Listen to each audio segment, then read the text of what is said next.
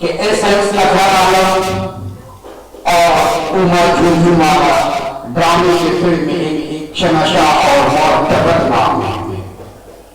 उन लोगों ने हिंदुस्तान बिलकुल और बंगाल बिलखुसूस को थिएटर को एक नई संत रफ्तार अता की और दोनों ने थिएटर को इस मुकाम के लिए आए जहां उसे भरपूर इस्तेहकाम मिला। लेकिन अफसोस, सब अफसोस कि जिंदगी में एसएस अजहर आलम के साथ वफादारी की और वो हमसे बहुत जल्द रुखसत हो गए और ये प्रोग्राम उन्हीं से मंसूब है। जहां तक उन्वान का ताल्लुक है कि आज का इंसान बेजानतगियों के सफ में खड़ा है, इस हकीकत से कौन इनकार कर सकता है। आज का इंसान मजहब और मसलक की हर साल में मुहीत है, जबकि हर दौर में सूफी संतों ने मोहब्बत, शफकत, प्रेम और भाईचारा का ही पैगाम दिया है। फारसी का एक शायर मौलाना रूम कहते हैं, दौर में फस करदम और जिंदगी, नई दौर में फस करदम और जिंदगी। गालिब कहते हैं, अब वही हमारा देश है, करके रसूल मिल्लतें जब मिल गई इज्तिमाई की माँ हो गई।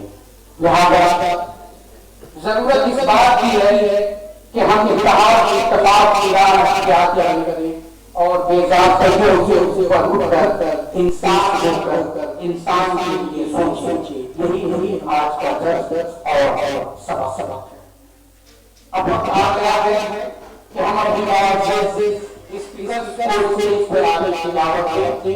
तो आज हमारे सबसे पहले मेहमान डॉक्टर श्री गुरु जी और हाथर जी को आवाज देता हूँ कि वो मुझ पर आए और स्थापना कर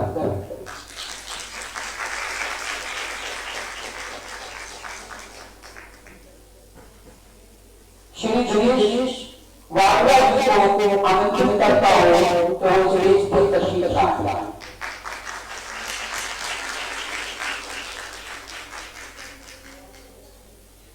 श्री राजेश सिंह जी अनुरोध करता हूं कि हमारे पास पधारे और डॉक्टर साहबा को सहमत देता है कि वो स्टेज पर तशरीफ लाए और स्टेज को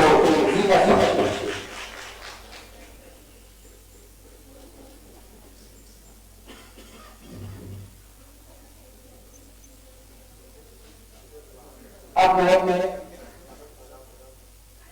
लेकिन इस कैरेक्टर को कहते हैं कि आप हमारे मेहमान को तोड़ते और पेश करें।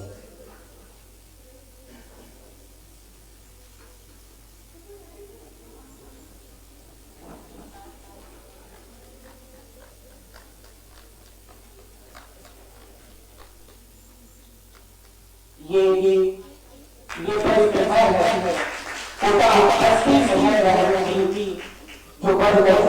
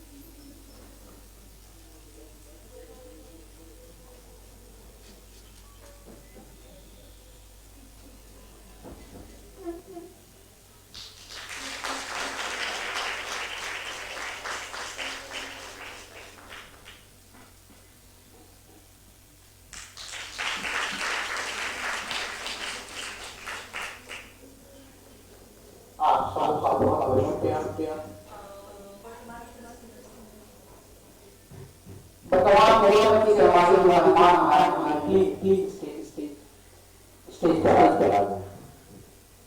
कौन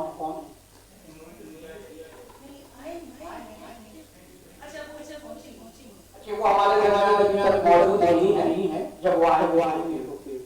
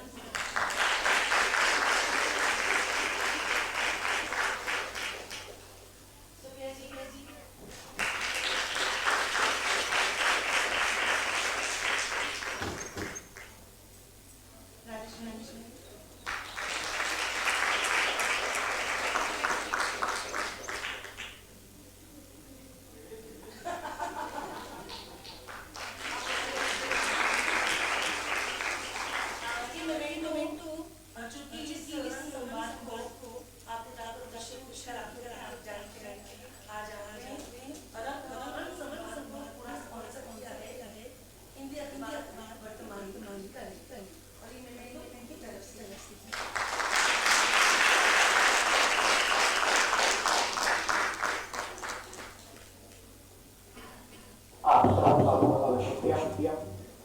अब मैं मोहतरमा डॉक्टर सुपर यासीन साहब को आवाज देता हूँ और ये मैं उनसे आवाज करता हूँ कि प्रोग्राम की कार्यवाही को आगे बढ़ाएं। बेहद शुक्रिया।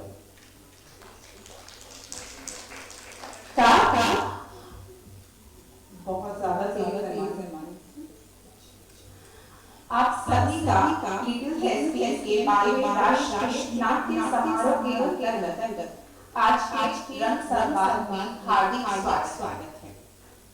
आज के संवाद का विषय है विसंगतियों के विरुद्ध में आज का व्यक्ति। और ये जो आज का व्यक्ति है वो समस्याओं से जूझ रहा है, विसंगतियों से घिरा हुआ है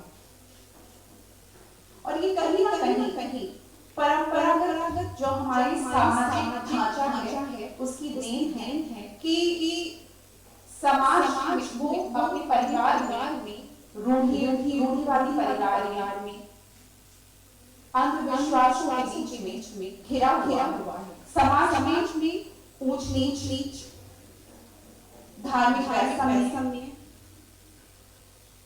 और कहीं ना कहीं एक खटास उसके जीवन को खेलता जा रहा है, क्योंकि वो जो चाहता है वो इस समाज की जो विसंगतियां हैं उसके कारण वो कर नहीं पाता और इसलिए द्वंद्व में फंसा हुआ है और इससे बाहर निकलने की जहद में लगा हुआ है। तो इस पर विस्तृत चर्चा करने के लिए हमारे बीच मौजूद हैं डॉक्टर ऋतुंजय प्रभाकर जी जो कि शांति निकेतन से हमारे बीच उपस्थित हैं। हमारे दिनेश बड़ेला जी जो कि हमारे कोलकाता से हैं और श्री राजेश सिंह जी हैं जो कि दिल्ली से आए हैं और आज जो नाट्य प्रस्तुत करने वाला है व्यक्तिगत उसके निर्देशक हैं। तो हम सर्वप्रथम दिनेश बड़ेला से जो है उनका परिचय देना चाहूंगी और उन्हीं से पहले हम अपनी बातचीत करेंगे।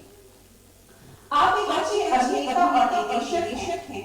आपने हिंदी, गुजराती, राजस्थानी रंगमंच पर सशक्त अभिनय की छाप छोड़ी है।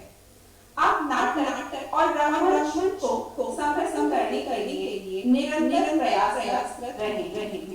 इसके लिए विभिन्न प्रतियोगिताएं और कार्यशालाओं का आयोजन करते रहते हैं जिससे लोग जो इच्छुक हैं वो जुड़ सके।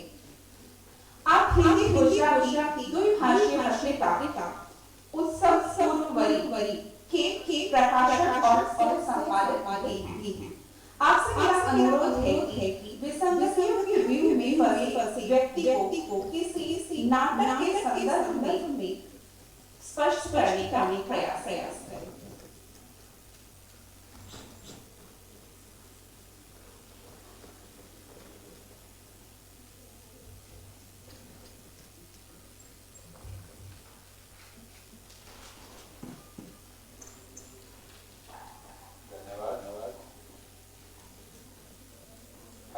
सामाजिक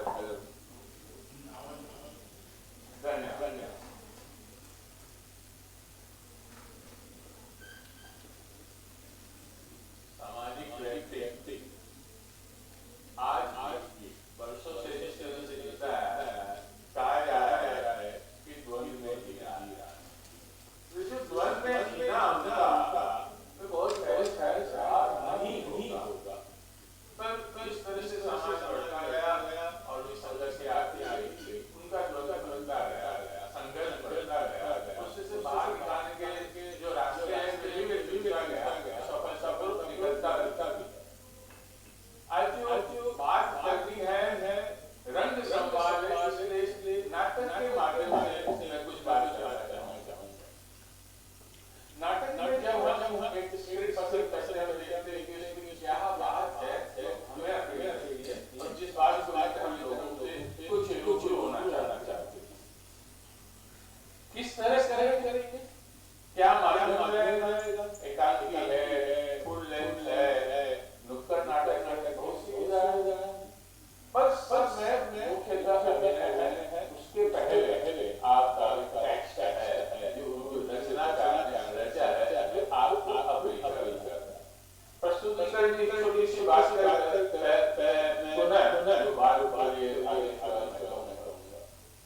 आप लोगों में से लिटिल शेक्सपियर का एक प्ले प्रियवर अर्जुन ने किया था, गेंदा,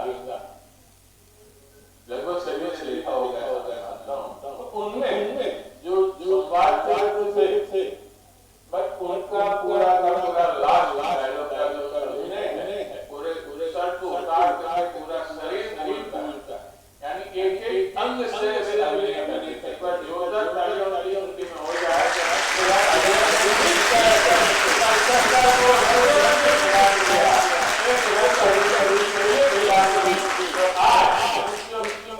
जो परंपरा को बढ़ाते हैं, इतने बच्चों को जोड़ा, कल बच्चों को देख करके आगे आने वाली पीढ़ी है, नए जो खोज है पल्लवी होगी, होगी और कल एक बार यही रही है जो लोगों को नए लोगों को जोड़े। मैं नाटक से बात की शुरुआत करूंगा। जो रचनाकार हैं वे आज जो शाम का नाटक है वही डॉक्टर लक्ष्मी नारायण लाल। उनका एक नाटक था हम लोगों ने खेला था, परिचय। आजादी के 30 साल बाद लिखा गया और उसके 30 साल बाद यानी 60 साल बाद लोगों ने प्रस्तुति की। अब ये जो नाटक है उसमें जो चरित्र है वे आज का अपना विषय है उससे सटीक रहता है, किसी तरह से, और वे बदला अपना परिचय खोज रहा है, उसके लिए सीधा संवाद करता है। डॉक्टर लाल आपसे सीधा संवाद करते हैं। डॉक्टर लाल आसमंजस को समझते हैं और विशेष रूप से आज ये नाटक की पसंद भी इसीलिए युवा लक्ष्य में लेकर उन्होंने लिखा है। आज हम यहाँ पर उपस्थिति युवाओं की जाने वाली ऐसे बैन हमारे पहले कहा था। तो ये नाटक का जो चयन है उसी को ध्यान में रखते हुए उनका एक संवाद ज्यादा नहीं। तो मित्र रहे ऐसी जगह रह रहे हैं और वहाँ पर मेल नाम आता है। सुनिए क्यों कर रहे हैं आप लोग मुझ पर आजकल इतना गुस्सा करने का क्या फायदा? आप लोग मुझे कह रहे मैंने कपड़े पहनते हैं, मैं दाढ़ी नहीं बना पाया, आप इस तरह गालियां क्यों बकते? हमने आपके साथ कहा बिगाड़ा है? सही है कि हमें आपने नहीं है, हमारे पास ऐसा कुछ नहीं है, हमें आप लोग पसंद नहीं, झूठ नहीं बोलते। बीमार है हम सबके हम चाहते हैं आप लोगों को हमारी क्यों दे? कौन है आप लोग? मेरा दोस्त है,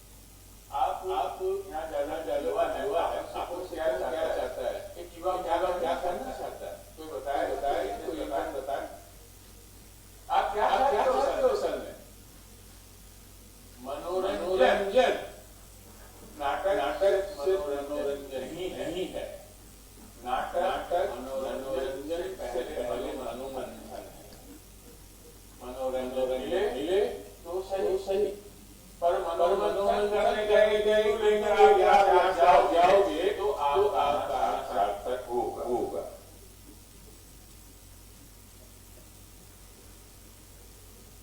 मेरे यहाँ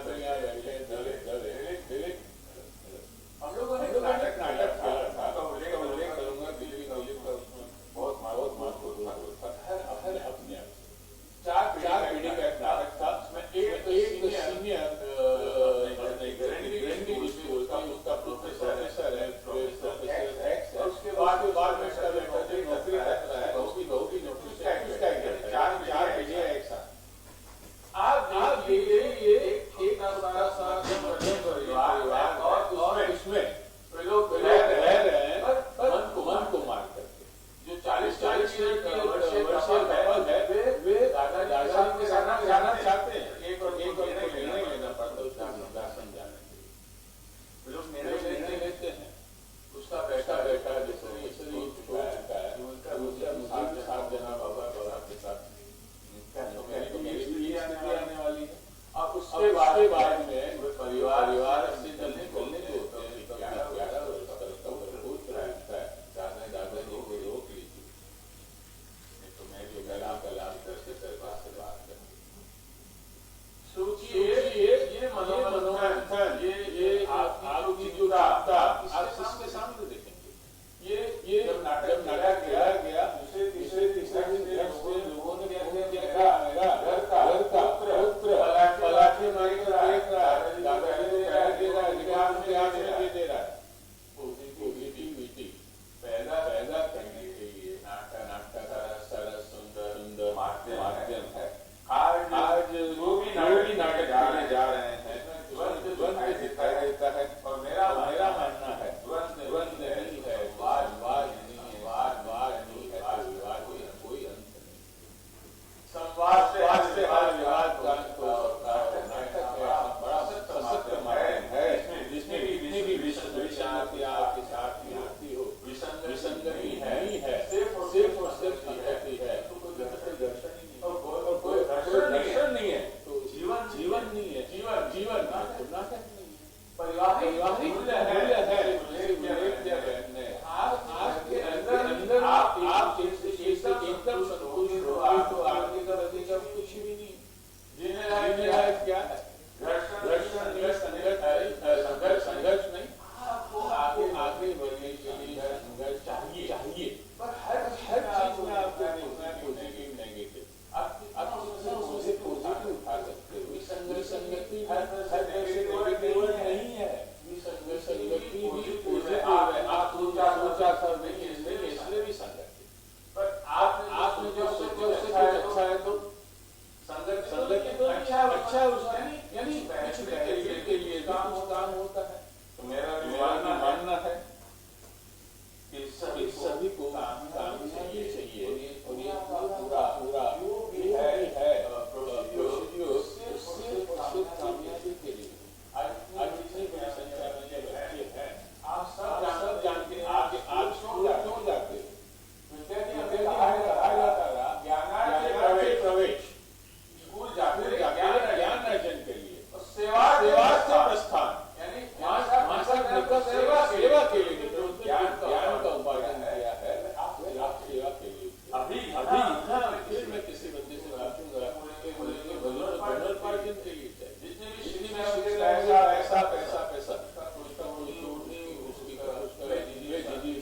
का कोई अंत नहीं, यानी समाज है, उसको आप इस तरह से लेकर आगे भी साथ से चलना। आज क्या है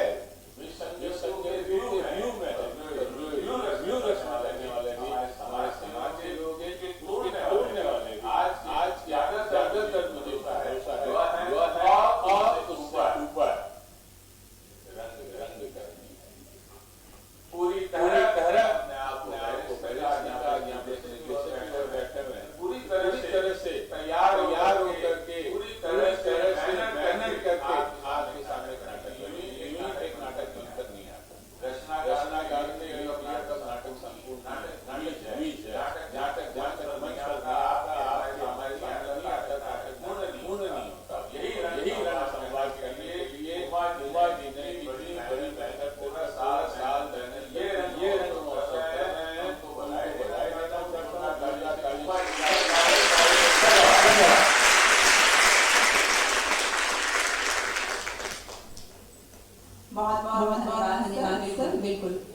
जहाँ विसंगति है वही संगति, क्योंकि जब तक हम विसंगतियों से नहीं गुजरेंगे तब तक हम सही रूप से जिंदगी को नहीं जान पाएंगे। ये जो घुटन है, ये घुटन जब हम महसूस करते हैं तभी हम उससे निकल के राह खोजते हैं। और आपने गुजराती और बंगाली के जो भेद है उसको भी बहुत अच्छे से दर्शाया, और साथ ही भूख जो है उस तरह से इंसान को एकजुट कर देती है, उसको भी आपने बखूब बयां किया। नाटक जो है वो मनोरंजन का विषय नहीं है, बल्कि मंथन का विषय है। तो कल बच्चे जुड़े होंगे हमारे इस कार्यक्रम के केंद्र में युवा पीढ़ी, तो आप इस चीज को बहुत अच्छे से समझ रहे होंगे कि जब आपने देखा तो कितना अच्छा लगा, और आपके मन में जो है प्रश्न उठ रहे होंगे और बहुत कुछ आपने मंथन किया होगा। अब आज के अपने अगले वक्ता डॉक्टर प्रभाकर जी को मैं आमंत्रित करना चाह रही हूँ। पहले आपका परिचय दे लूं। ये शांति निकेतन से हमारे बीच आए हैं, उपस्थित हुए हैं। एक युवा के साथ प्रसिद्ध नाटककार, अभिनेता और निर्देशक भी हैं। आपके 8 दर्जन से अधिक नाटक भी प्रकाशित हो चुके हैं। इनके अलावा अंग्रेजी और कन्नड़ भाषा में अनुवाद का भी कार्य किया है, जिसका उन्होंने हिंदी में अनुवाद किया है। अब तक बहुत सारे पुरस्कारों से सम्मानित हो चुके हैं। प्रभाकर, मेरा अनुरोध है कि आप आज के परिवेश की संगतियां हैं उनसे किस प्रकार आदमी समझ रहा है और अपने लिए अनुकूल माध्यम जो है वो खोज रहा है, उस पर प्रकाश डालें।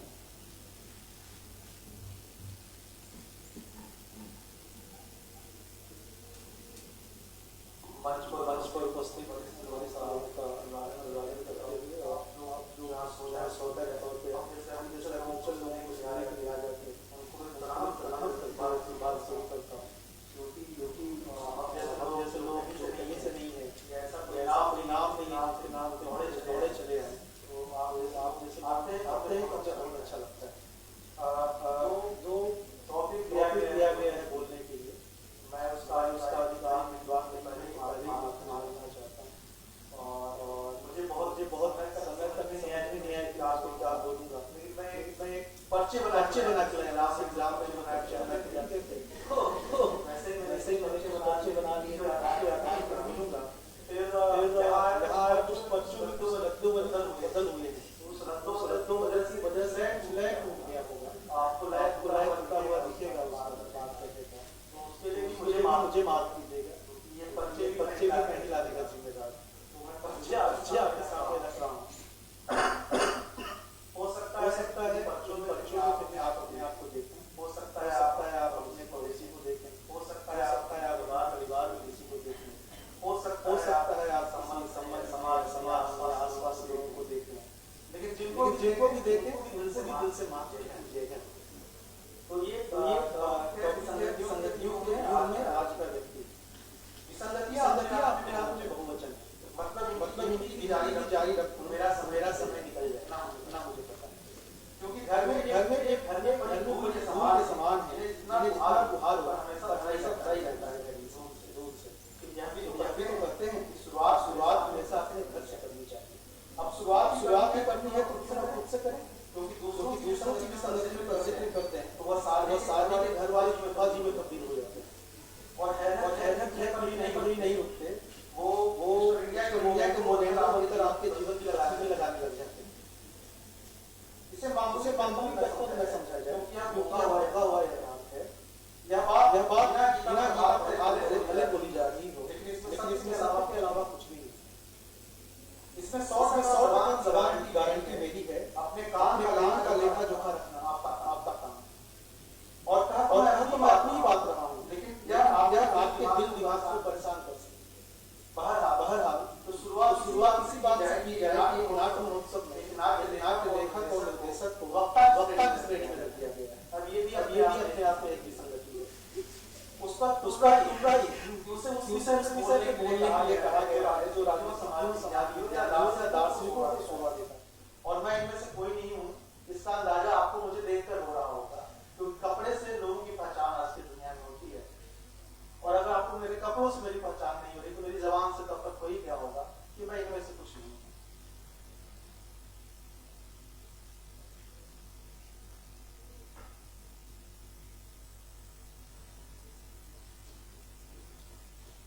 इसलिए कुछ उल्टा पुल्टा बोल जाऊं तो समझ लीजिएगा कि यह एक सिरफिरा था जिसे आयोजकों ने गलतफहमी में बुला लिया था।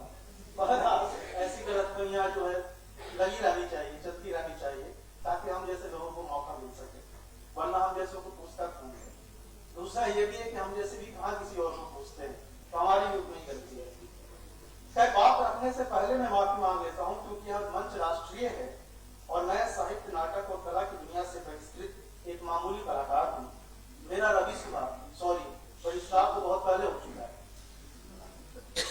यूपीए में भी मैं कबूल नहीं था और एनडीए तो मेरे डीएनए में ही नहीं है, और रामराज में मेरा सम्मुख होना त्रेता युग से तय है। कहते हैं संघ शक्ति कलयुगे, तो समझ लीजिए कलयुगी चल रहा है। जो यूपीए में राज कर रहे थे वही एनडीए में घुमा फिराकर वही राज कर रहे हैं। बहरहाल, इससे ज्यादा बोलना न मेरे हित में है न आयोजकों के हित में है, क्योंकि इस पिच पर हिट विकेट होने की पूरी गारंटी है।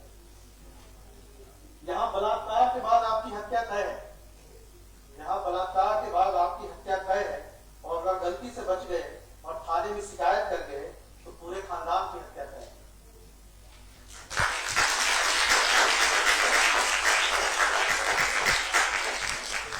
कोई आपकी खबर चला दे तो उसकी कुर्की जब्ती तय है। कोई सच्चा पत्रकार उनके इलाके में दिख जाए तो पोस्को में जेल जाना तय है। यहाँ देश के बारे में चिंता करना राष्ट्रद्रोह है, गलत बयानी यहाँ धर्म है, और गलती के खिलाफ दिया गया बयान सम्मान पाने का जुगाड़ है। पत्रकार जिनका काम खबरें दिखाना है, आज वही खबरें छुपा रहे हैं, दिन रात हिंदू मुस्लिम करके हमें उलझा रहे हैं। न्याय बेचारा न्यायपालिका के बाहर कटोरा लेकर न्याय की गुहार लगा रहा है। नेता फिर भी तो नेता है, कलाकार तो उनसे भी बड़े बाजीगर हैं। नेता तो फिर भी नेता है, हम कलाकार तो उनसे भी बड़े बाजीगर हैं। कलाकार हवाओं का रुख क्या भापेंगे, कलाकार हवाओं का रुख क्या भापेंगे। हमारे देश में हवाएं उनसे रुख भाप कर फिरती हैं, हमारे देश में हवाएं उनसे रुख भाप कर फिरती हैं। कल गांधी और फैज के नाटक बनाए जा रहे थे, आज सावरकर और शमशान के नाटक बनाए जा रहे हैं। इतने और अवसरवादी तो भूखे भेड़िए भी नहीं होते होंगे जितनी अपनी बिरादरी में पाए जाते हैं। इमरजेंसी में तानाशाह के सामने झुकने वाले पसंद थे, अघोषित इमरजेंसी में रेंगने वाले पसंद थे। तानाशाह को नहीं कहता, ये उसके आगे की भी सुन लेते हैं, और जो इनकी तरह नहीं रेंगता उनकी गर्दन उतार लेते हैं। इनकी जुबान सत्ताधारियों के तलवे चाटती है और कमजोरों पे भौंकती है। संस्कृति के मठाधीश तब भी फीता काट रहे थे और आज भी फीता काट रहे हैं। कब्र में पैर हैं तो क्या, खुद के लिए प्रोजेक्ट ढूंढ रहे हैं, दूसरों को आशीर्वाद दे रहे हैं।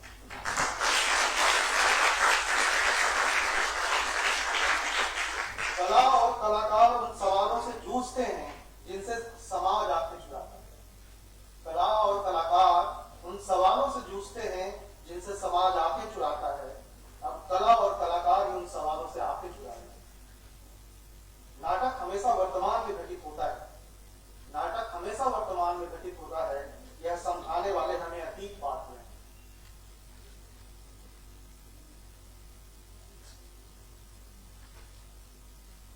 खैर, आगे कुछ बहुत सारी चीजें एडिट कर रहा हूं। साहित्य की दुनिया तो जाने कब से विरोधाभासों से घिरी है, साहित्य की दुनिया तो जाने कब से विरोधाभासों से घिरी है। युवा भुखमरी और बेरोजगारी की कविताएं लिख रहे हैं और बुजुर्ग प्रेम कविताएं चेप रहे हैं।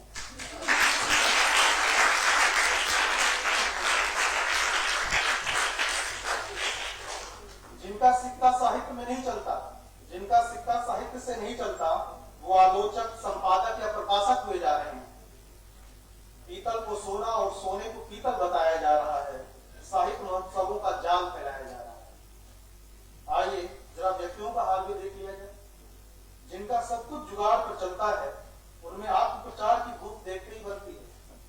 अब हमारे यहाँ हाल ये है कि जुगाड़ करके सब कुछ पा लेते हैं, प्रदर्शन से लेके सम्मान भी, और फिर उसका आत्मप्रचार भी करते हैं कि देखो भाई मुझे मिल गया। तो जिनका सब कुछ जुगाड़ पर चलता है, उनमें आत्मप्रचार की भूख भी देखते बनती है, और जिनका आपसे सबसे कम वास्ता होता है, उनका आप पर सबसे ज्यादा दावा भी होता है।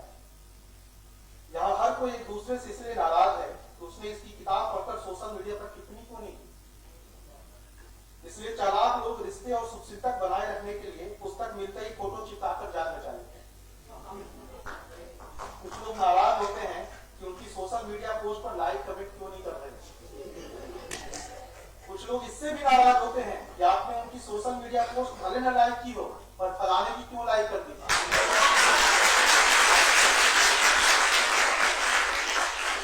सोशल मीडिया आज के दौर की हकीकत है।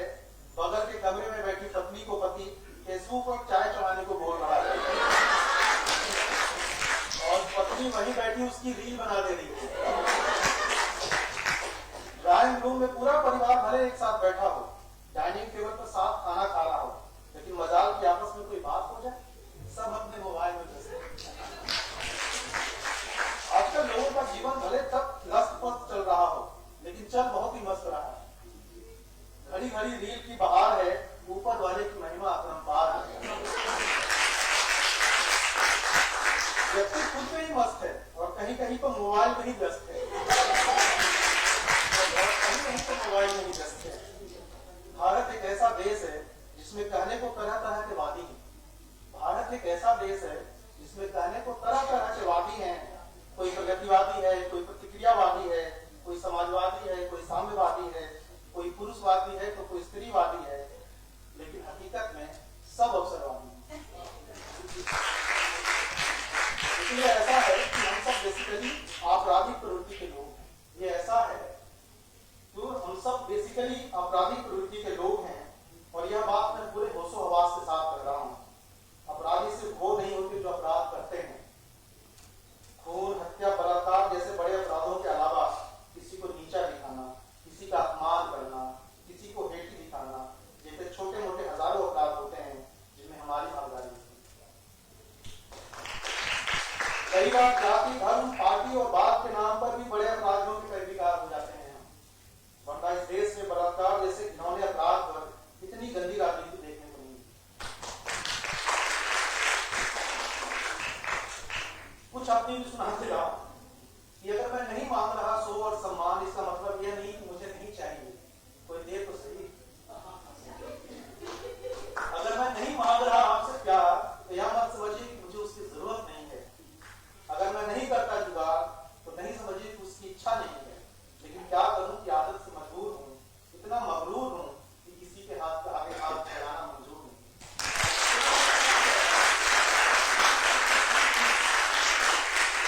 बहरहाल आप मेरे द्वारा चिन्हित इन विसंगतियों पर रो भी सकते थे। बहरहाल आप मेरे द्वारा चिन्हित इन विसंगतियों पर रो भी सकते थे, लेकिन आपने हंसना चुना। चलिए अब शर्मिंदा मत होइए, क्योंकि व्यंग विसंगतियों और विडंबनाओं से उत्पन्न होता है। और अब ये नामुराद अपनी काली जुबान से कुछ और लोगों को अपना दुश्मन बना लेने के बाद आपसे विदा लेता है। लेकिन विदा लेने के पहले एक तो उमा जी से माफी मांग लेता हूँ, उन्होंने मुझे मौका दिया और पता नहीं क्या बोल दिया। और दूसरा ये कि लोकतंत्र हो ना हो, उसका भ्रम बचाए रखना बहुत जरूरी है।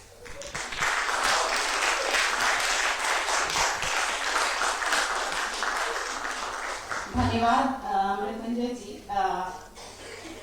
आपने जिस प्रकार आज के सच को, जिसको हम आज का नंगा सच जो है उसको उभार कर हमारे सामने रखा, और किस प्रकार सब एक ही घर में रहते हुए लोगों में संवाद नहीं होता, सब मोबाइल को लेकर ही व्यस्त रहते हैं और उसी में लाइक, उसी में कमेंट्स, उसी और खाना भी खा रहे हैं तो वो भी फेसबुक में जो है वो दर्शाया जाता है। तो ये इन सारी चीजों को लेकर आपने बहुत सारी चीजें जो हैं हम लोग के सामने रखी, उसके लिए धन्यवाद।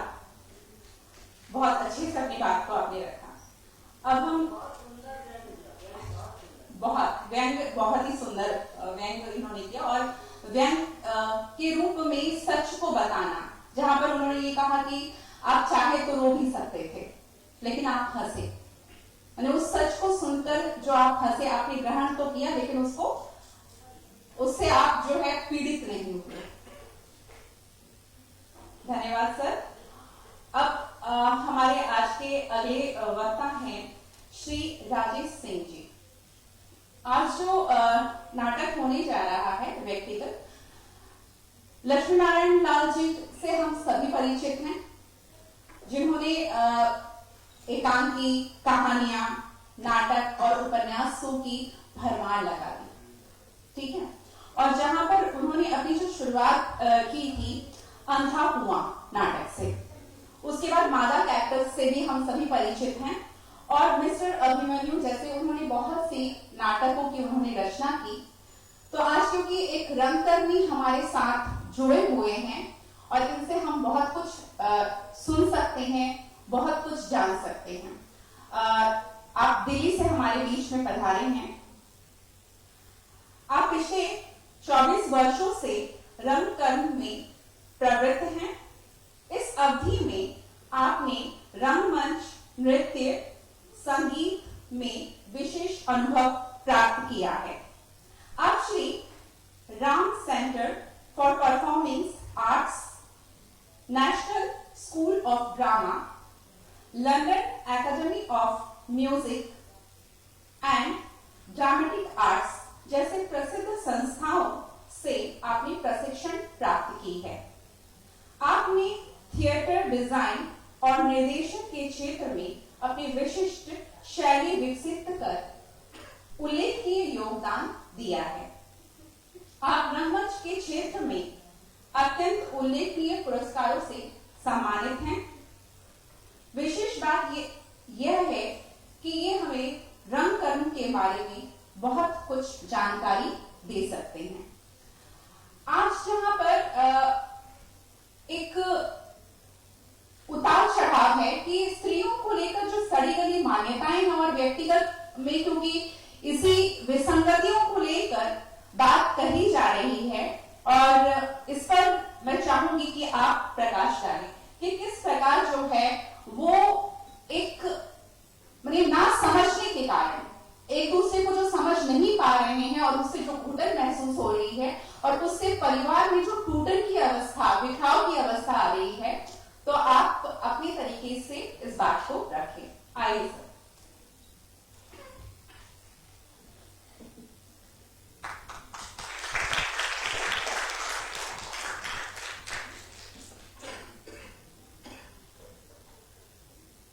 सबसे पहले आप सभी सुधी दर्शकों को मेरा नमस्कार और मंच पे विराजे सभी सम्मानित सदस्यों को भी मेरा नमस्कार।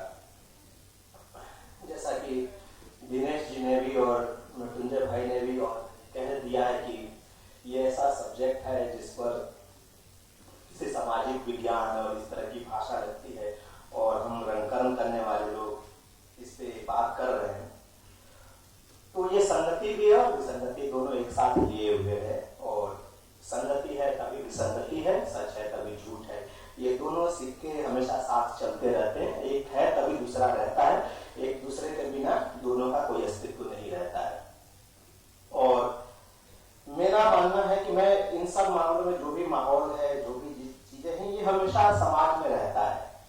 हम आज के समाज में जिंदा है तो आज के समाज को हम नजदीकी से देख पा रहे हैं, तो हमें ज्यादा लगता है कि अच्छा ये हो रहा है। कल के समाज में भी जो लोग जिंदा रहे होंगे उन्होंने भी यही अनुभव लिया होगा।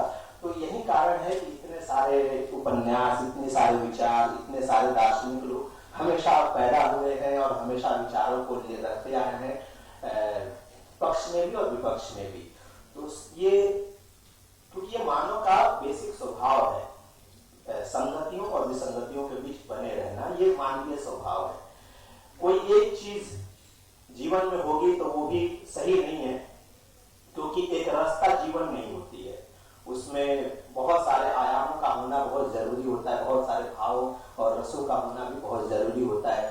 तभी वो आपको प्रेरित करता है कि उन स्थितियों से जूझते हुए आप अपने आप को, चाहे संघर्ष उसे बोल लीजिए या स्ट्रगल बोल लीजिए, कि आपको वो प्रेरणा देता है कि आप उन चीजों के बीच में से कहीं अपनी अपनी मुकाम बना पाए। और मैं बहुत ही इस मामले में एक बहुत ही पॉजिटिव एटीट्यूड रखने वाला व्यक्ति हूं। मैं हमेशा अपने आप को उसी के बहाने जिंदा रखे हुए हूं आज तक, रंगमंच के क्षेत्र में, सिर्फ रंगमंच के क्षेत्र में काम करते हुए। क्योंकि जब तक आपके अंदर पॉजिटिविटी नहीं रहेगी, आप धीरे धीरे गलते चले जाएंगे। कीचड़ होता है तभी उसमें कमल खिलने की संभावना बनी रहती है, इस बात को हमें मानना पड़ेगा। तो कीचड़ का होना भी उतना ही जरूरी है ताकि उसमें कोई कमल की तरह खिल सके। तो ये समाज जो है, जो हमें दे रहा है, जाहिर सी बात है समय के साथ साथ बहुत सारी चीजें इजाद हो रही हैं, तो उनकी विसंगतियां दोनों निकल करके आती हैं। और जो सवाल आपने मुझसे कहा है कि इस पर बात किया जाए, तो मुझे लगता है कि उस पर बात करने के बजाय अगर आप नाटक देखेंगे तो आपको अपने आप उसमें समझ में आ जाएगा कि उसमें मैं किस बातों को कह रहा हूँ और समस्याओं की असल जड़ क्या है, कि वो औरत और एक मर्द के बहाने जो बात कही गई है वो नाटक में बखूबी आपको दिख जाएगा। उसी चीज को मैं यहाँ पे बातों में कहूँ तो वो एक तरीके से दोहराव हो जाएगा। ज्यादा अच्छा होगा कि अगर मैं रंगमंच से संबंधित जितनी अगर संगत और विसंगतियों के बारे में आप मुझसे पूछ सके तो वो इस पीढ़ी के लिए भी ज्यादा सही रहेगा। और जो मैंने इतने 25 सालों के जीवन में जो अर्जित किया है वो साझा करना मुझे लगता है ज्यादा सही रहेगा कि इसमें संगत और विसंगतियां क्या रहती हैं, उसमें से जो नई पीढ़ी है वो कैसे रास्ता बना सकती है। जैसा कि हालांकि ये जब पढ़ा जाता है बायोडाटा, जब मंच पर बैठा रहता हूँ तो ये बड़ा ही मेरे लिए एक तरीके से बहुत ही घबराने वाली बात हो जाती है कि वो देखो कितना प्रचंड विद्वान बैठा हुआ है। ये बड़ा एक अनकंफर्ट सिचुएशन में डाल देता है। एनीवे, लेकिन आपने देखा होगा कि उसमें मैंने जब रंगमंच को चुना और मुझे लगा कि मुझे यही एक क्षेत्र है जिसमें मुझे आगे बढ़ना है, तो जाहिर सी बात है ये हमारा जो समाज मध्यम वर्गीय समाज है उस समय आपको ये सब करने की इजाजत नहीं देता। आज थोड़ा सा माहौल में चेंज है, आज के एक थोड़ा सा खुलापन आया है, बहुत ज्यादा नहीं लेकिन फिर भी एक खुलापन आया जो उस समय नहीं था। आप अपने पेरेंट्स को भी नहीं बता पाते थे कि आप नाटक करते हैं। आप छुप करके शाम के समय कि नहीं मैं कहीं ट्यूशन करने जा रहा हूँ या टाइपिंग सीखने जा रहा हूँ, उस बहाने से हम लोग रंगमंच करने जाते थे। और फिर जब आपको थोड़ी बहुत कुछ हासिल होता था तब आप अपने पेरेंट्स को शेयर करके बताते थे कि मैंने ये थोड़ा बहुत अचीव किया है। तो फिर भी उसमें एक ये था, ठीक है ये तो है लेकिन तुम आगे चल करके क्या करोगे। तो आगे चल करके आप खुद डिसाइड कर लेते हैं कि मुझे क्या करना है। तो आपने जैसा कि मेरे उसमें सुना होगा कि मैंने जब सोचा कि मुझे रंगमंच करना है तो मैंने ये ठान लिया कि मुझे इसमें पूरी तरह से, जैसे एक डॉक्टर 5 साल की पढ़ाई करता है उसके बाद इंटर्नशिप करता है, वैसे एक इंजीनियर 5 साल की पढ़ाई करके इंटर्नशिप करता है, वैसे ही रंगमंच में जब तक आप इतना समय ट्रेनिंग में नहीं लगाएंगे आप कुछ हासिल नहीं कर सकते। तो ये समय लगाना मैंने ठान लिया कि मैं शुरुआत के जो अपना 7, 8, 9 साल 10 साल है ये मैं ट्रेनिंग में लगाऊंगा, क्योंकि मुझे शॉर्टकट नहीं लेना है। आज जो माहौल है कि आज एक नाटक कोई करता है, डायरेक्टर एक वर्कशॉप करते हैं और अगले दिन पता चलता है उसने अपनी एक ट्रेनिंग सेंटर खोल ली है।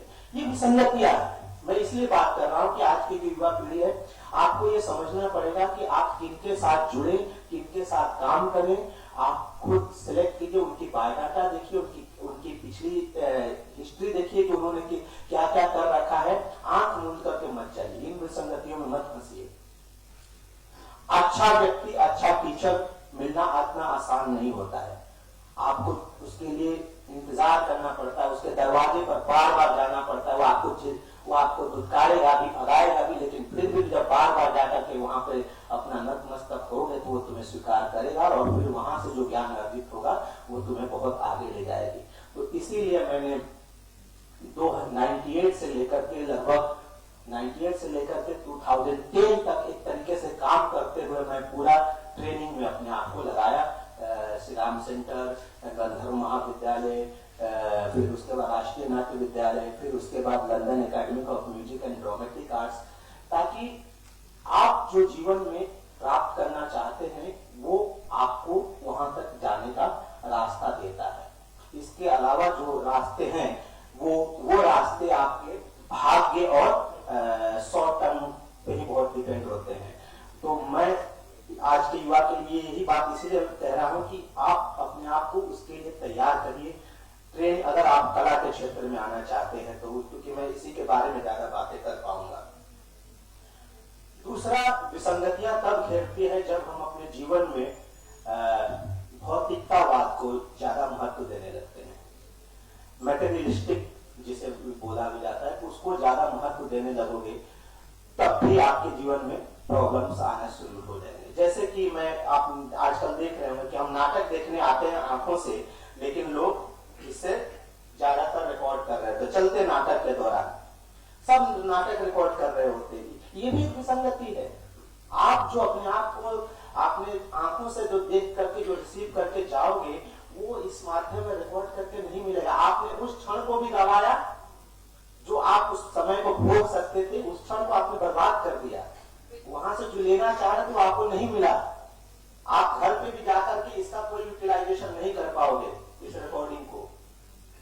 आपके मन मस्तिष्क में ये रिकॉर्डिंग आपको मैं अभी पूछ दूं, अभी 1 घंटा पहले 2 घंटा पहले का आपके मोबाइल में हजारों पिक्चर्स होंगे, लेकिन हार्डली आपको 5-6 याद आएंगे, उसके बाद कोई याद नहीं आएगा, क्योंकि आपने फ्लैश फोटोग्राफी की है। फ्लैश टक टक टक टक, ये फ्लैश है। आंखों से फोटोग्राफी करिए तो मन मस्तिष्क शरीर सबके लिए फायदेमंद होगा। तो ये है विसंगतियां जिससे हमको आज के युवा को बचना है।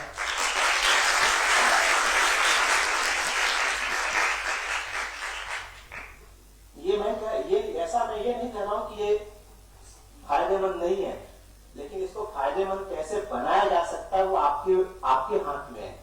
किताबें पढ़िए, लिखिए, क्योंकि पढ़ना और लिखना ये 2 ऐसी चीजें हैं जो आपके मन मस्तिष्क में चित्रण की तरह बैठ जाती है। हमें थोड़ा टफ लगता है आज के समय में, क्योंकि हम हर चीज में 2 मिनट वाली जो मैगी तैयार करने का अब तो 10 सेकंड 15 सेकंड के रील्स आ चुके हैं। आप उतने में ही मनोरंजित हो जाते हैं। 10 सेकंड में ही हम मनोरंजित हो जा रहे हैं। जहां एक समय था कि जब 2 घंटे के नाटक 2.5 घंटे के नाटक हुआ करते थे, आज 1 घंटे के नाटक से हम उगने लगे हैं। तो हमारे पास इतना पेशेंस कम होता चला जा रहा है। आज हमारे जीवन में रेडीमेड फूड की, ये फास्ट फूड की प्रचलन क्यों बढ़ रही है? उसका कारण है कि हम बहुत जल्दबाजी में हर चीज के लिए तुरंत हमको भूख लगी, हमें तुरंत खाना खा लेना है। तो इसीलिए चिप्स बिक रहा है, इसीलिए हर चीज बिक रहा है, क्योंकि इन विसंगतियों को हम आमंत्रित कर रहे हैं। हमें इन विसंगतियों के बीच में संगति कैसे ढूंढना है, ये हमारे हाथ में। और युवाओं को रास्ता देना भी हमारा ही, ये जो पीढ़ी है, जो हम लोग हैं या हमारे से जो बड़े लोग हैं, ये हमारा काम है कि हम उन्हें अच्छे रास्ते दिखाएं। न 10, 5 भी चलेंगे, 4 भी चलेंगे, कम से कम वो 4 तो सही होंगे, और वो 4 अगले 40 को सही करेंगे। तो अभी जो ये उमा जी ने जो एक पहल किया है कि युवाओं का जोड़ना, युवाओं के लिए डेडिकेशन फेस्टिवल को करना और आपसे बातचीत करना, ये उन्हीं विसंगतियों में से एक अच्छी संगति ढूंढने का उदाहरण है। और मैं इसके लिए बहुत आपको साधुवाद देता हूं कि आपने इस तरह की पहल की, जो आगे चलकर के बहुत सारे फूलों के रूप में खिलेंगे। और न सिर्फ कोलकाता के रंगमंच को, बल्कि भारतीय रंगमंच को भी बहुत सारे अच्छे रिजल्ट देखने को मिलेंगे। मैं कहना चाहूंगा कि मैं आपके सवालों का जवाब उस तरीके से नहीं दिया, क्योंकि मैं चाहता हूं कि वो नाटक के माध्यम से देखे जाए तो ज्यादा अच्छे तरीके से समझ में आएंगे। धन्यवाद, बहुत बहुत आभार। मेरा सवाल का जवाब तो आपने कहा ही कि हाँ, नाटक के द्वारा जो है वो मिल जाएगी, लेकिन आपने जिन विसंगतियों के बारे में बताया या जिस और इशारा किया, वो वाकई कि हम उस पल को भी गवा रहे होते हैं जब हम उसको रिकॉर्ड कर रहे होते हैं, क्योंकि पूरा ध्यान हमारा एक रिकॉर्डिंग में चला जाता है। तो एक खास चीज जिसको देखने के लिए आप आए हुए हैं, उसको भी गवा देते हैं।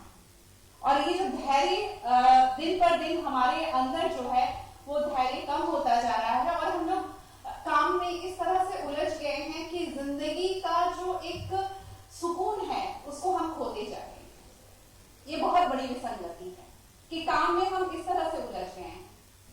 खैर, अब मैं वडेरा जी से जो है वो कहना चाहूंगी कि आप एकदम डायरेक्ट जो है इंटरेक्शन अपने छात्रों के साथ करें, क्योंकि आज के केंद्र में छात्र हैं, तो जो भी आपको बातचीत करना हो और आपके जो प्रश्न हो वो आप जरूर करें, क्योंकि एक निर्देशक जो कि एक कार्यशाला वर्कशॉप जो है वो चलाते हैं, और वो आपकी उम्मीदों को, जो आपके अंदर जिज्ञासा है, उसको शांत करने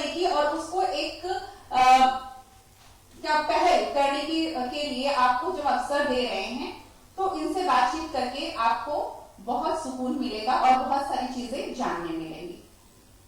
अच्छा, उससे पहले एक बात है कि आपके न्यूज़पेपर में फीडबैक फॉर्म है, आप उसको जरूर फिलअप करिएगा।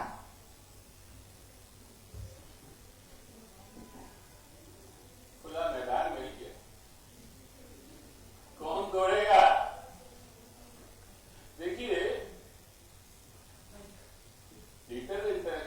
डिजिटल कैस्पियन ने जो ये पहल की है, वो वाकई में शायद अभी तक कहीं उपलब्ध नहीं हुई। नाटक अनुभूति का विषय है, अनुभूत करें, उसके बाद अभिव्यक्त करें। यानी अभी जो भी बात हम करेंगे उसमें आपका अनुभव होना चाहिए, उसकी अनुभूति हुई होनी चाहिए, और ये छोटी सी कंडीशन है। और उसके बाद जो भी प्रश्न आएगा उसका उत्तर हम देंगे। और भी लाइटें दीजिएगा। हाँ, और कुछ प्रश्न पहले आप ले। और भी लाइट। उम्र गुजर जाती है तराजू की तरह, उम्र गुजर जाती है तराजू की तरह। कभी फर्जबारी होते हैं, कभी ख्वाहिशें, पता नहीं किस मिट्टी की बनी है ये तमन्नाएं, मारती है, तड़पाती है और फिर भी रोज जन्म ले लेती। आपके मन में भी बहुत दुविधाएं बात बहुत सी होगी। आप किस तरह से इस बात को ले रहे हैं? आप कोई भी प्रश्न करें, हम उस पर अपनी प्रतिक्रिया। सबसे पहले तो यहाँ उपस्थित सभी गुरुजनों को मेरा प्रणाम। मैं प्रियंका सिंह। मेरे लिए बड़े सौभाग्य की बात है कि मेरी पीएचडी का जो विषय है वो विसंगति बोध ही है, और ये सत्र मेरे लिए बहुत ही फायदेमंद है। तो मन में कुछ प्रश्न आ रहे थे कि क्या विसंगति बोध को हम एक समस्या के तौर पे देखें, और यदि एक ये समस्या है तो इसका निपटान कैसे किया जा सकता है, या इससे हम बाहर कैसे आ सकते हैं? पहली बात, विसंगति का मैं पहले से स्वीकार करता हूं। अगर विसंगति नहीं है तो संगति को मैं समझ नहीं पाऊंगा, अपनी तरह से उसको ट्रीट नहीं कर पाऊंगा। यानी मेरे पास दोनों पक्ष होने बहुत जरूरी है। आज एक बहुत छोटी सी बात जो बहन ने पहले पूछी भी थी, सर बोलने चाह रहे थे, नाटक में शायद ये बात नहीं आएगी, पर घर में उठकर सुबह सुबह एक पुरुष नहा कर निकलता है और गिरा तौलिया बेड पर रख देता है, तो कौन उठाएगा? कौन उठाएगा? आप लोग तो अभी बहुत छोटे हो, जिनका है परिचय में बताए, कौन उठाएगा? बहन प्रियंका, घर की महिला नहीं। पार्टरी आंसर। मैं इसीलिए बता रहा हूं कि जिसको शांति चाहिए वे उठाए। आज ये है, उसको मालूम पड़ना चाहिए यहाँ तकलीफ है तो उसका निवारण होगा। यानी विसंगति तो चाहिए ही चाहिए, पर उसका समाधान भी उसी में से निकलता है। और कोई किसी और का प्रश्न? बैठ के बताया, आपको माइक नहीं बताया। आप में से किसी से भी कोई प्रश्न कर रहे हैं, मत करना है, आप वो कर सकते हैं, जिससे भी आप करें। कोई प्रश्न? कौन?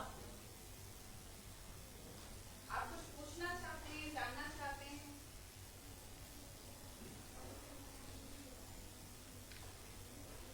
खैर नई पीढ़ी के पास सवाल नहीं है।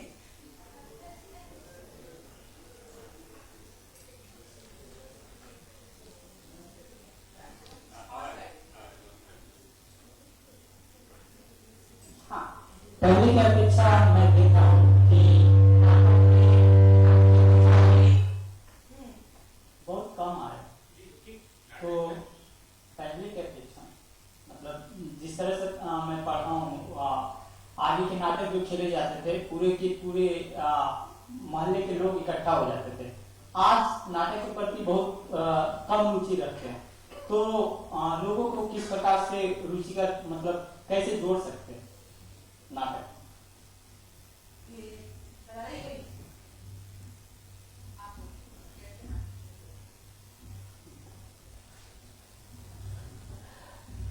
आप कितने पहले की बात कर रहे हैं, पहले तो ये बताइए।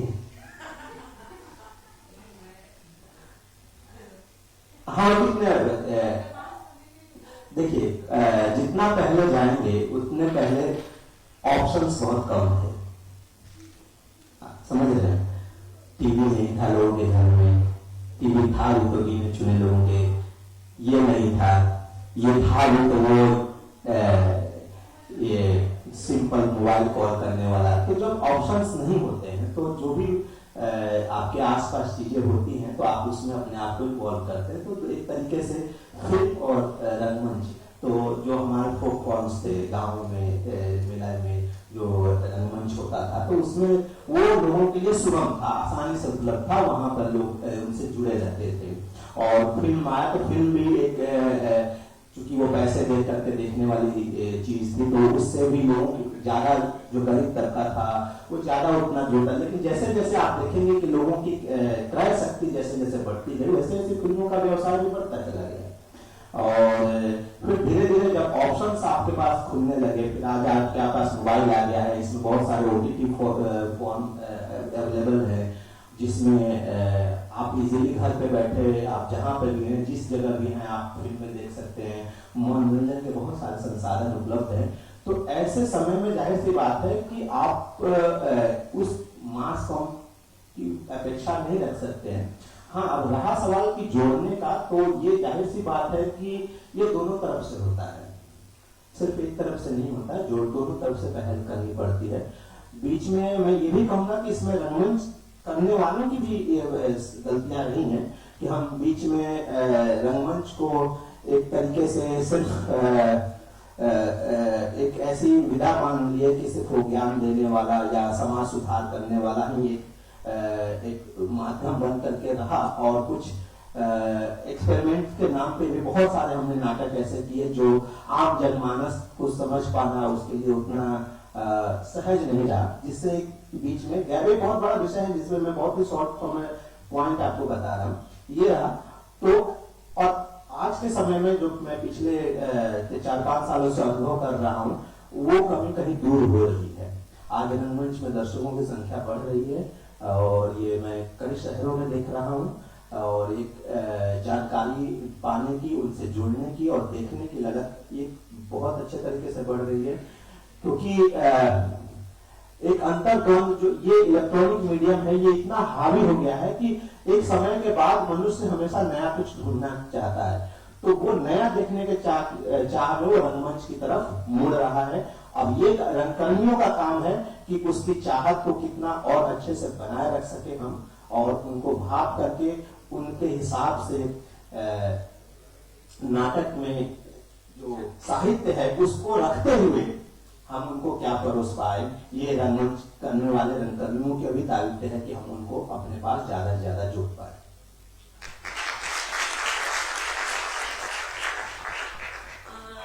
कोई और सवाल?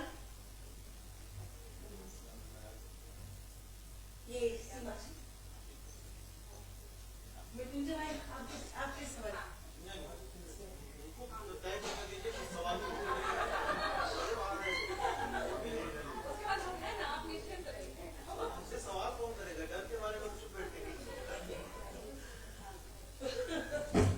आप ये भी आप उनको भयाक्रांत कर रहे हैं कि डर के मारे, यानी आप कह रहे हैं कि मुझसे सवाल मत पूछो।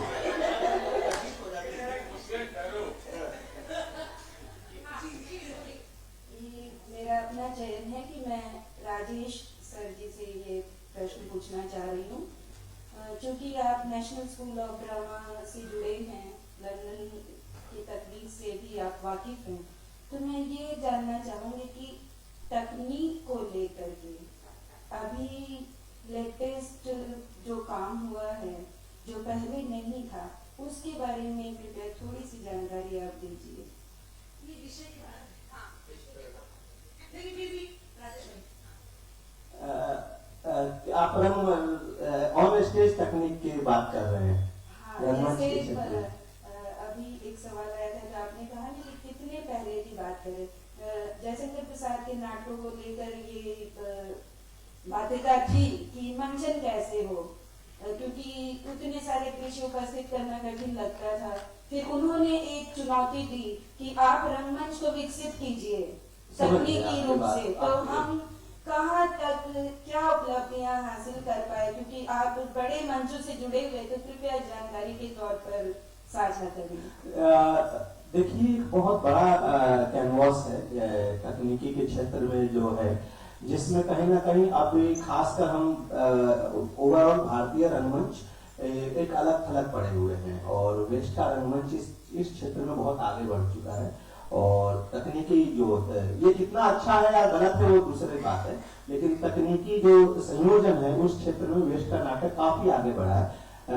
हमारे यहाँ देश में अभी उस तरह के संसाधनों से लैस ऑडिटोरियम्स, उस तरह के कार्य करने की जगह बहुत कम है। हालांकि एक पहल कई जगह पे हो रही है उस दिशा में, जैसे कि आपने सुना होगा कि गुड़गांव में एक किंगडम ऑफ ड्रीम्स करके एक संस्थान खुला था, जहाँ पे बहुत बड़े भव्य लेवल पे तकनीकी सुविधाएं थी उस ऑडिटोरियम में। और अभी आप लोगों को एक और जानकारी होगी कि जैसे कि मुंबई में रिलायंस जो है कंपनी, वो एक बहुत बड़ा आर्ट सेंटर डेवलप कर रही है, जियो आर्ट्स कल्चरल आर्ट सेंटर के तौर पे, जहाँ पे बहुत ही अति आधुनिक सुविधाओं और तकनीकी से लैस ऑडिटोरियम्स बनाए जा रहे हैं। तो जो भी तकनीकी आप बहुत सारे इवेंट्स में देखने जाते होंगे या बहुत सारे टीवी पे आपने देखते होंगे कि आकाश में बहुत सारे इमेजेस बन जाते हैं। आप यहाँ पे बैठे हैं, अचानक आपकी जो वॉल्स हैं ये सारे दृश्य के रूप में बदल जाते हैं, आपकी छत पूरी दृश्य के रूप में बदल जाते हैं। एक्टर्स ये स्टेज जो पूरा है ये नीचे चला जाता है, नीचे से पूरा ऊपर एक नया सेट निकल करके आ जाता है, ये स्टेज पीछे की तरफ चला जाता है और दूसरा सेट निकल के आ जाता है, रिवॉल्विंग स्टेज होते हैं। तो ऐसे बहुत सारी संभावनाएं हैं जो मंच पे प्रयोग में लाई जा रही हैं। हम अभी उस दिशा में अभी भारत में पहल शुरू हुई है, तो आने वाले समय में आपको ऐसे भी थिएटर आप देखने को मिलेंगे जो नए थिएटर्स बनेंगे। तो इस संभावनाओं का कोई अंत नहीं है। आप अभी YouTube पे और Google पे बहुत सारे अगर ब्रॉडवे या वेस्ट एंड के नाटकों को आप क्लिपिंग्स देख सकते हैं, जिसमें आपको अंदाजा लग सकता है कि हम वहाँ किस तरीके से नाटक होते हैं। क्योंकि नाटक इतने होते हैं कि कई नाटक हैं जो पिछले एक नाटक है माउस ट्रैप, जो पिछले लगभग 75 सालों से हाउसफुल चल रहा है। ऐसे बहुत सारे नाटक हैं जो 30 सालों से 40 सालों से वहां पे एक ही थिएटर में हाउसफुल शो चल रहा है। तो कहीं ना कहीं उसमें वो बात है, वो अट्रैक्शन है, तो वो दर्शकों को अपनी ओर खींच रहा है। आप पूरा मत माने तो बस 2 सजेशन आपको दे सकता हूँ, ये सवाल मुझसे नहीं है। आप आसाम का एक मोबाइल थिएटर है, आप वो देखिए, और आंध्रा का संगीत थिएटर है। टेक्निक का क्या इस्तेमाल भारत में संभव है, हो रहा है, उससे आप कल्पना नहीं कर सकते जितना अच्छा कर रहा है। मैं ये दो बात, हमारे यहाँ फोक थिएटर में ये बहुत बड़ी बात है कि आसाम का यात्रा और ये सुरभि थिएटर, अगर कहीं भी आपको देखने का मौका मिलता है तो आप जरूर देखिए। वो पूरी के पूरी हॉलीवुड फिल्मों पर स्टेज पे दिखा देते हैं। टाइटैनिक में आपको डूबते हुए जहाज भी देखने को मिल जाएगा आसाम के यात्रा थिएटर में।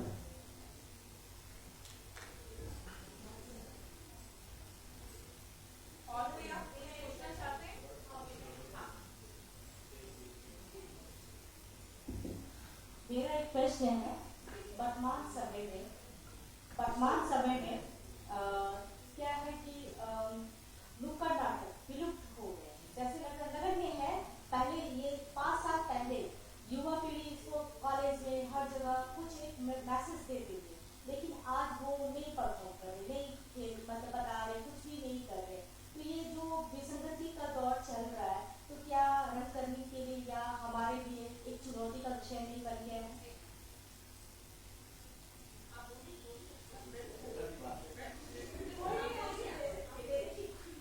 देखिए, वो इसमें बस इतना मसला है कि जिन चीजों पे हमारी नजर नहीं जाती वो चीजें हमसे ओझल हो जाती है। जैसे आप कसम खा के निकलिए कि आपको डिजाइन कार लेनी है, ठीक है, परिवार में चर्चा चल रही है, तो आप रोड पे निकलेंगे तो हर किसी गाड़ी आपको डिजाइन देती है।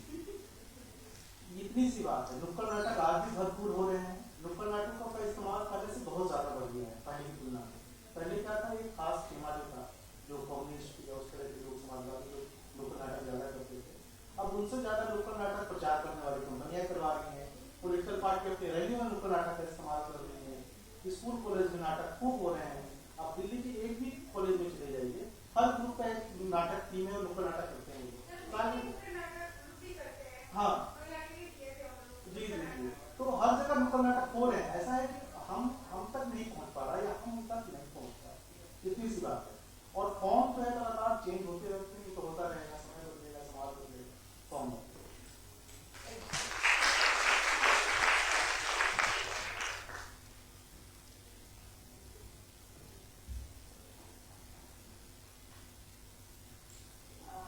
धन्यवाद सर। और आज आपसे भी मैं एक बार लास्ट पूछ ले रही हूँ, अगर आपके बारे में किसी को कुछ पूछना है छात्रों में से, तो क्योंकि ये मौका अगर आप गवाएंगे फिर दोबारा नहीं मिलने वाला, सोच लीजिए एक बार, क्योंकि हम लोग समापन की ओर आगे बढ़ रहे हैं। किसी को कुछ पूछना है जी? तो आप सभी का धन्यवाद ज्ञापन के लिए मैं संगीता व्यास जी को मैं बुलाना चाहूंगी कि आप मंच में आए और हमारे अतिथियों का धन्यवाद ज्ञापन करें।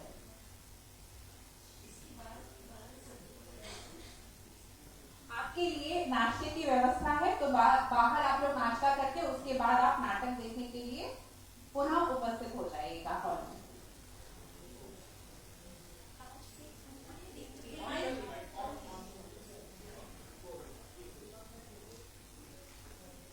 आज के दूसरे दिन के लिटिल थेस्पियन की तरफ से जश्न अजहर में आयोजित रंग संवाद पर चर्चा करने के लिए आए माननीय डॉक्टर मृत्युंजय प्रभाकर जी, माननीय दिनेश वडेरा जी तथा माननीय राजेश सिंह जी का असंख्य धन्यवाद व आभार।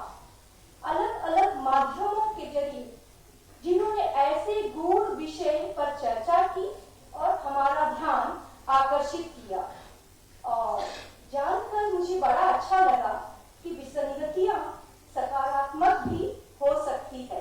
निसंदेह आज यहाँ से जो भी श्रोता जाए, छात्र हैं, सब कुछ न कुछ लेकर, सीख कर, जानकर ही जाएंगे। धन्यवाद संचालिका डॉक्टर सूफिया यास्मीन जी का, जिन्होंने संतुलित ढंग से मंच को संभाला तथा इस कार्यक्रम को संपन्न किया। आज मैं अगर कुछ बिंदुओं में कहूं तो मैं अपनी पर्सनली कहूं तो क्या हम लेके जाएंगे इस रंग संवाद से कि विसंगतियों है, उसमें से ही हमें संगति निकालनी है और भौतिकवाद से दूर रहना है।